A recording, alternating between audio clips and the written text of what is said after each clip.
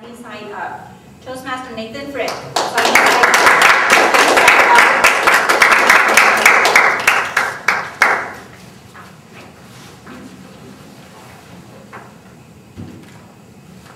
Well, fellow Toastmasters and guests in absentia, the other day I was eating at the 5-star diner Waffle House when the waiter asked me, "How would you like your eggs?" And I said, "Sunny side up." And then I got to thinking about it. How you can order or fix your eggs is how you can describe people's attitudes. You have scrambled, fried, or almost burnt, over easy, and sunny side up. So by the end of this speech, I hope to give you plenty of reasons why you should have a positive attitude, one that can be described as sunny side up. First, let's consider the other ways that you can fix your eggs. Scrambled. In case you haven't fixed scrambled eggs in a while, this is what they look like. They're kind of everywhere in a mess, and that's sometimes what our minds are like.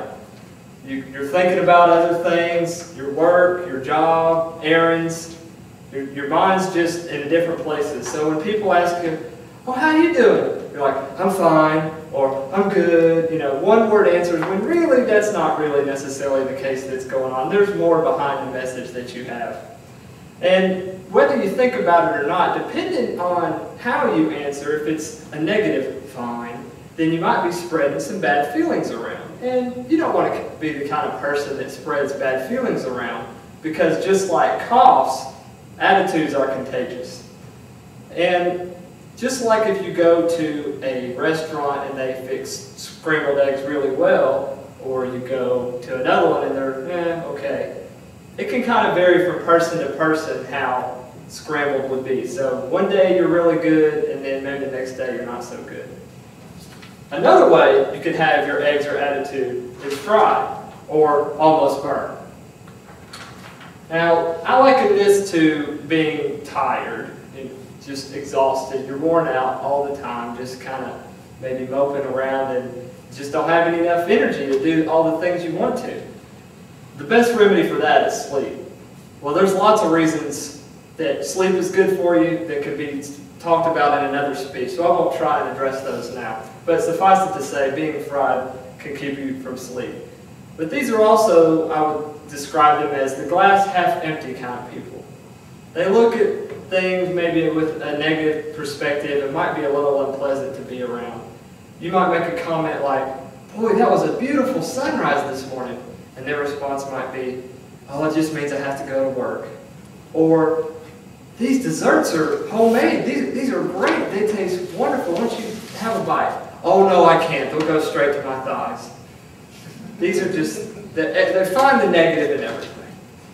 So the third way that you can have your eggs or attitude is over easy.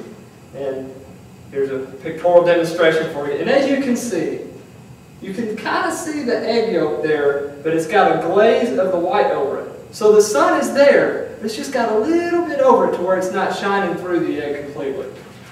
So these I would describe as people that are just kind of in a good mood. This is the number 2 to the being sunny side up. If you can't be that every day, then you can be over easy. If you're kind of mellow or just ready to take on things with a level head, you also may maybe follow the lead of those around you, and you may be only as good if everyone else is feeling good and you're feeling good, or everyone else is kind of not feeling so good, then maybe that's where you are. You're just kind of somewhere in the middle. But why be in the middle when you could be on the extreme? You can be sunny side up. See, this is what an egg looks like when you fix it sunny side up. It's got the white around the edges, and then the yolk in the middle that looks like the sun. And when you eat it and cut into it, the yolk will run over and ooze onto the edges of your plate. Just like if you have a positive attitude, it can spread to others like a ripple effect. There's lots of reasons that you could be thankful for, things to be thankful for that could help you have a positive attitude. consider food and shelter. You know, millions of people across the world don't have one or both of these on any given day, and even in our own backyard. Friends, family, a great Toastmasters club like this, these are all reasons that you could be things to be thankful for and consider and have a good attitude. When you're thinking about the negative things, instead of complaining about something, try and make positive, conscious steps to try and solve the problem. Because then that will make positive change, and as opposed to the other types of attitudes where all you're doing is complaining about things. So the next time you go to a restaurant and the waiter asks you, "How are you doing?" or "How would you like your eggs?" Tell them sunny side up, and watch what a difference having a positive attitude and outlook on life can make.